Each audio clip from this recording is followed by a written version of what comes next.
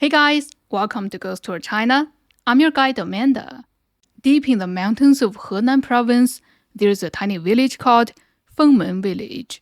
Tucked away against lush green hills and clear streams, it looks almost like a hidden paradise.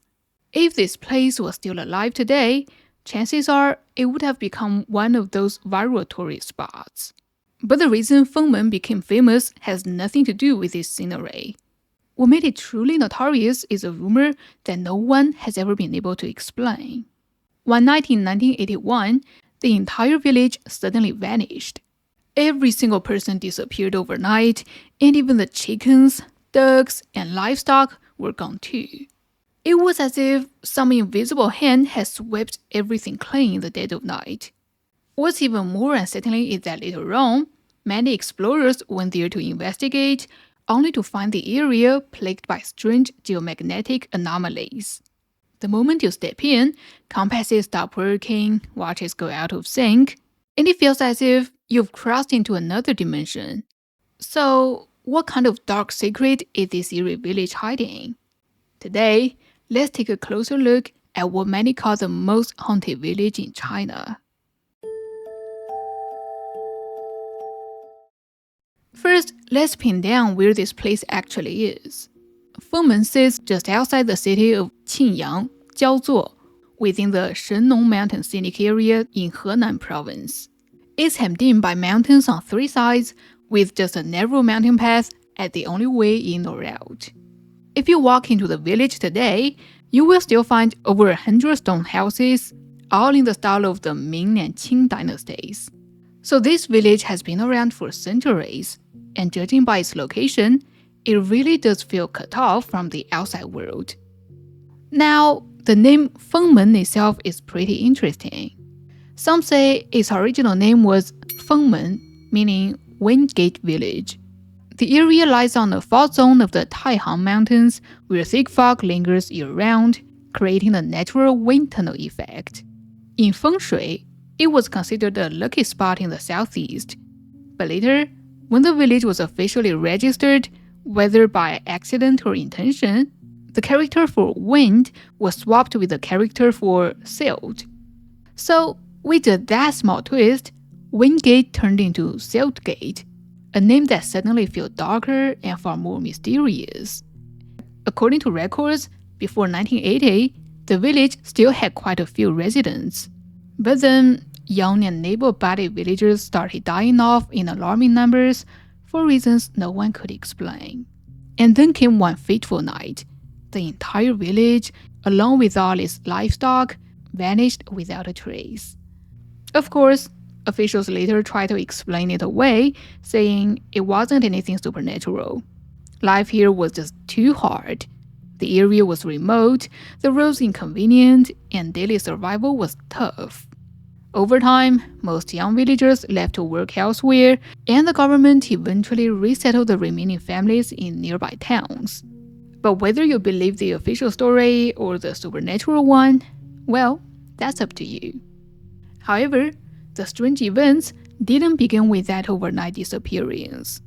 In fact, disturbing incidents had been reported for decades before the village was abandoned.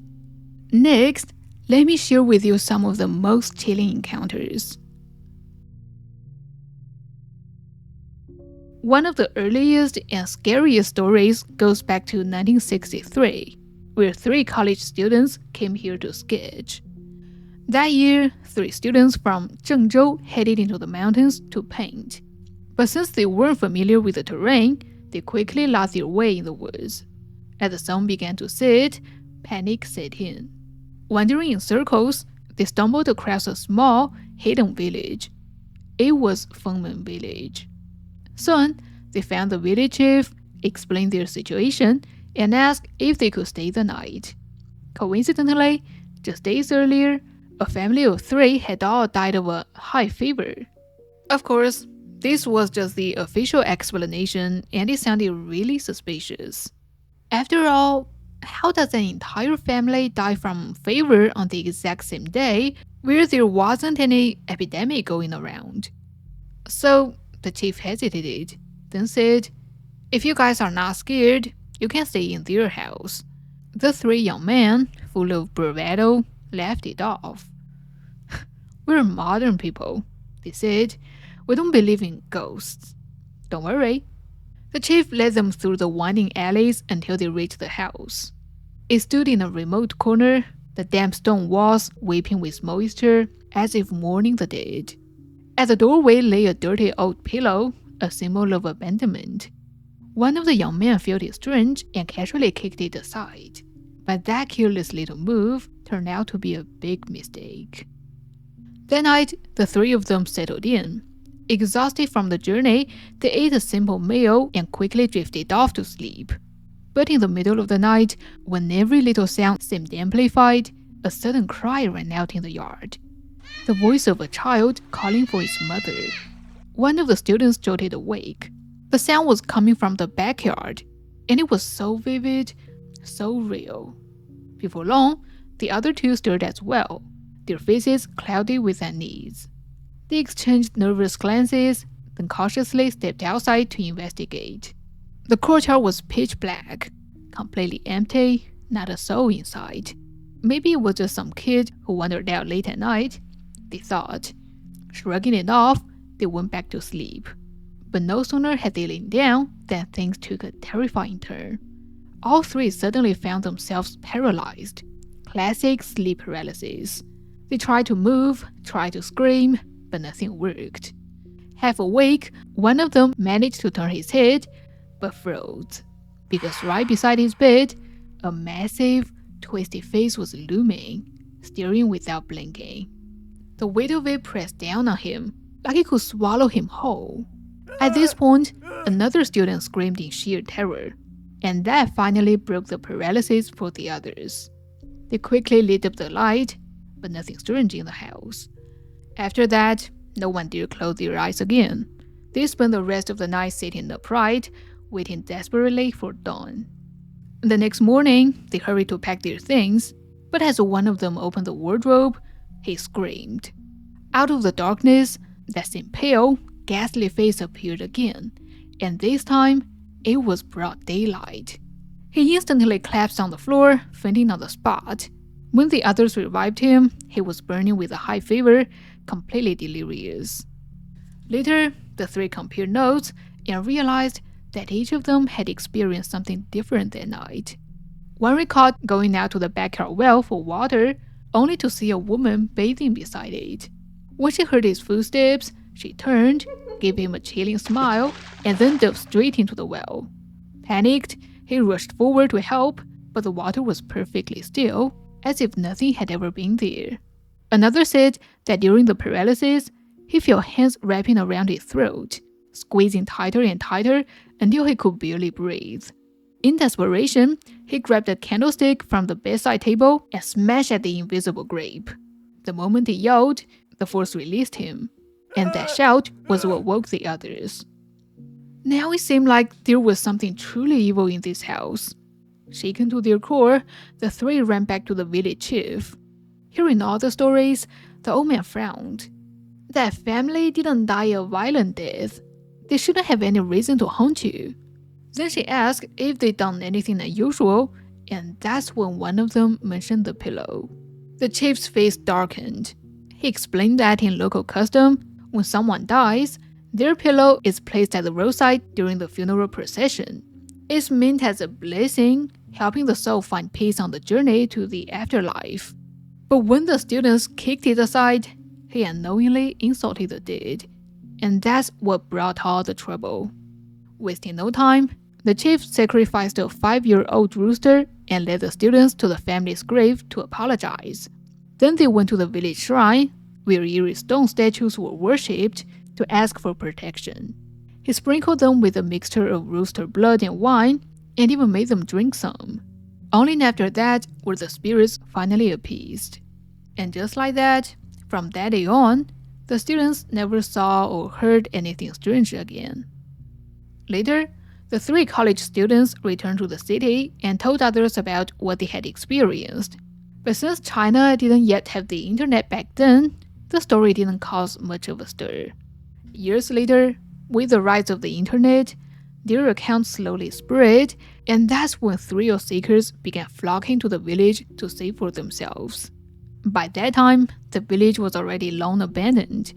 What was once a quiet settlement had turned into a pile of ruins. Yet people were surprised to find that inside the rubble, certain things still remained. Things that shouldn't have been here at all. The most famous among them is a traditional, antique-looking grandmaster chair. As you can see in the old photos, the chair sat right in the middle of a house, standing all alone, strangely out of place. What made it even creepier was that this particular house was the only one in the entire village built facing north to south. In Feng Shui, that alignment is considered the seat of power, not something ordinary people should casually occupy. Sitting it without the proper energy, it is said to bring misfortune. Men would struggle to marry, women would face infertility, and the elderly might even lose years of their life. It all sounded like old superstition, but of course, there were always people curious enough to test it. One group of young explorers was among them. One day, they ventured deeper into the village and spotted a chair in one of the rooms, positioned as if it were waiting for them. The sight alone sent chills down their spines. But when they stepped closer, they were startled to say that it was unusually clean, almost as if someone had been caring for it all along. Out of curiosity, 4 of them sat on it and snapped a group photo. That's when things went wrong. One of the girls developed a high fever afterwards, and it wouldn't go down for days. Later, when they looked at the picture, they were horrified. On the wall behind the chair, a blurry human face seemed to be staring back at them. And that wasn't the only time. Some claimed that when they took pictures, everything looked normal at first. But in the previous screen, a woman's face appeared on the wooden door behind them. Strangely, once the photo was transferred to their computer, that same part of the image turned pitch black. Others who sat in the chair said that after returning home, their luck plummeted. They got sick, had constant bad fortune, and even narrowly escaped car accidents. Over time, the legend grew darker. People began to say the chair wasn't meant for the living at all, but for the dead, for spirits. Anyone who sat in it was offending the spirits, and the consequences, well, they spoke for themselves. What happened to the chair in the end remains a mystery. After 2010, it simply vanished. Maybe it was stolen, or perhaps some explorers destroyed it in an attempt to break its curse once and for all. Whatever the truth, the legend of the chair remains one of the most haunting tales from this cursed village. In Fengmen Village, beside the infamous chair, there's another thing that explorers keep bringing up: coffins. Now, in most places, finding coffins inside a house would be terrifying. But here, it was simply a local custom. People believed that preparing your coffin in advance was a good omen. After all, in Chinese, the word for coffin sounds a lot like the word for promotion and wealth. But stumbling across 2 coffins in the middle of nowhere is creepy enough. When they start moving around by themselves, that's when you know something's seriously wrong. One time, a group of hikers stumbled into a crumbling little house. As you can see in the photo, the place was tiny, dimly lit, and inside, sitting quietly in the shadows, were 2 large coffins. The whole setup looked less like a home and more like a storage place for the dead. The moment they saw it, a chill crept over them, and no one could understand why such things were left there. Trying to break the tension, one of them forced a laugh. Don't stare too long, you never know what might crowd out. Then they just snapped a few nervous photos and hurried out. But here's where things got strange. When they came back the same day, the coffins were gone, completely vanished. The room stood empty, the floor untouched, not a single drag mark in the dust, as if those coffins had never existed at all. And yet, the group swore they hadn't taken a wrong turn. There was only one road in and out of that village. That's when the realization hit them. Maybe something or some force truly existed in this abandoned place. But it didn't end there. Later, When another group of explorers came, they were stunned to find the coffins back again, standing exactly where they had been, like they had never vanished at all. Please remember, a coffin that size easily weighs 200 to 300 kilos. 2 of them, impossible to move without tools, without a vehicle, and certainly not without being noticed. To this day, the mystery of the vanishing coffins remains one of Fengmen's most unsettling legends. Some say it was just an illusion, others insist it was the spirits of the dead playing tricks. But either way, these incidents raise an important question. Why does Fengmen Village seem to be a magnet for such supernatural activity? The answer may lie in the village's unique design and disturbing customs. So, are these hauntings just coincidence, or is there something deeper at work here? The answer, I believe, lies in 3 key factors that created the perfect storm for paranormal phenomena. First, let's start with something you can actually say when you visit the ruins. Walk through Fengmen Village today, and you'll immediately notice something unsettling about its design. The houses seem randomly scattered, facing every direction but the right one. Now, in traditional Chinese architecture, there's a golden rule. Homes should face north to south. This isn't just about catching the best sunlight, it's about harmonizing with natural energy flows. But Fengmen Village completely ignored this principle.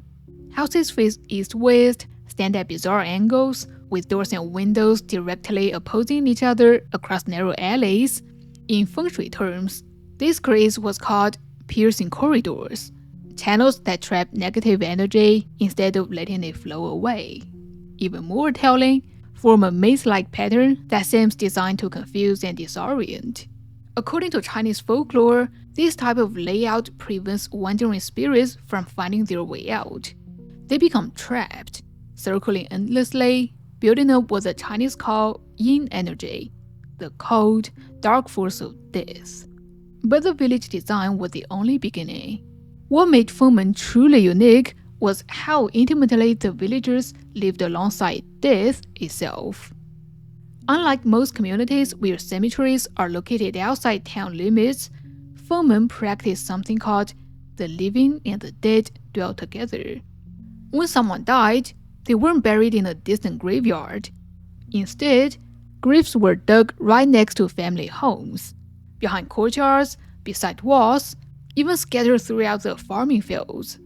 Over hundreds of years, this practice transformed the entire valley into one massive burial ground. No wonder outsiders eventually nicknamed it the Valley of Ghosts. The final piece of this supernatural puzzle lies in who or what the villagers chose to worship. Most Chinese villages honor well-known deities or respected ancestors, but Fengmen was different. Their shrine contained only 2 stone figures, a man and a woman in Ming Dynasty clothing carved into the wall. No one knows for certain who they represent. Some scholars believe they were village founders or local heroes, but others have a more disturbing theory. These figures were not human at all, but spirits that the villagers had made a pact with. Given Fengmen's unusual intimacy with ghosts, the second theory makes more sense.